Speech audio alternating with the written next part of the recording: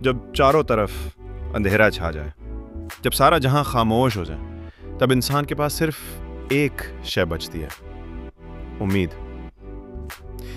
یہ کہانی ہے اللہ دتہ کی، ایک عام سا کسان جو گاؤں کے کنارے اپنے ایک چھوٹے سے کچے گھر میں اپنی بوڑھی ماں کے ساتھ رہتا تھا۔ اس کی دنیا ماں کے گرد گھومتی تھی اور زمین اس کی روزی کا وسیلہ تھی۔ لیکن یہ وہ وقت تھا جب آسمان برسنا بھول چکا تھا، زمین پھٹ چکی تھی اور ہواؤں میں بھی تھکن گھل چکی تھی۔ کھیت سوکھ چکے تھے، فصلیں جل رہی تھیں اور پانی کا نام و نشان تک نہ تھا۔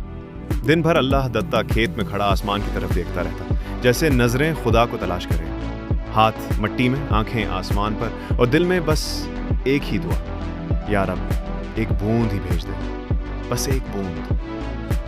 شام کو جب وہ گھر واپس آتا تو اس کی ماں چارپائی پر بے سہارے لیٹی ہوتی، سانسیں ٹوٹی ٹوٹی، بدن لرزتا اور آواز میں بے بسی: بیٹا، دوا ختم ہو گئی۔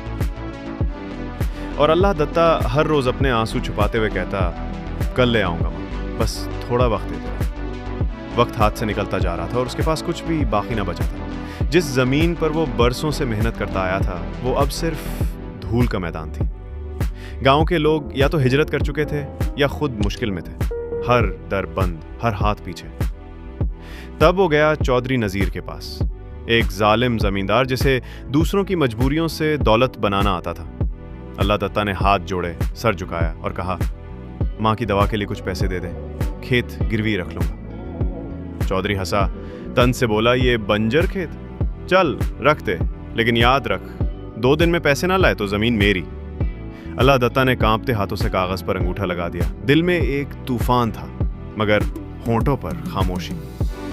اس کے بعد جو ہوا وہ ایک نئی جنگ تھی۔ اللہ دتہ نے خود کو کسی مشین کی طرح جھونک دیا۔ دن میں وہ شہر جاتا، اینٹیں اٹھاتا، مزدوری کرتا، پھر واپس آ کر لکڑیاں کاٹتا، گاؤں کے دوسرے کھیتوں میں کام کرتا، تھکاوٹ سے چور ہو جاتا، مگر اگلی صبح پھر تیار ہو جاتا۔ اس کی ماں ہر شام دوا لیتی اور اللہ دتہ کا دل پرسکون ہو جاتا۔ یہی اس کی دنیا تھی، ایک ماں، ایک خواب اور ایک وعدہ کہ وہ ہار نہیں۔ دن گزرتے گئے اور پھر ایک دن افق پر بادل نمودار ہوئے، پہلے ہلکے، پھر گہرے، اور پھر گرجدار آواز کے ساتھ آسمان برسنے لگا۔ وہ بارش جو مہینوں سے روٹھی ہوئی تھی، آج خدا کی رحمت بن کر برسی۔ اللہ دتہ مٹی میں بیٹھ گیا، ہاتھ اٹھائے، آنکھوں سے آنسو بہہ رہے تھے۔ یہ آنسو ہار کے نہ تھے، یہ جیت کے آنسو تھے۔ جب گاؤں والوں نے اس کی محنت دیکھی، اس کی آنکھوں میں چھپی قربانی سمجھی، تو وہ خود آگے آئے۔ کسی نے کچھ روپے دیے، کسی نے گھی، کسی نے اناج۔ چند دنوں میں اللہ دتہ کے ہاتھ میں وہ رقم تھی جس سے اس نے چودھری نذیر کا قرض چکایا، اپنی زمین واپس لی اور پہلی بار مسکرا کر ہل چلایا۔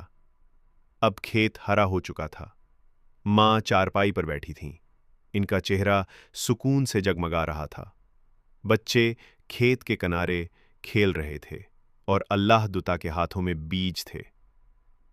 اس نے آسمان کی طرف دیکھا، لبوں پر مسکراہٹ آئی اور دل سے نکلا صرف ایک جملہ: جب تک آخری امید زندہ ہے، ہار ممکن نہیں۔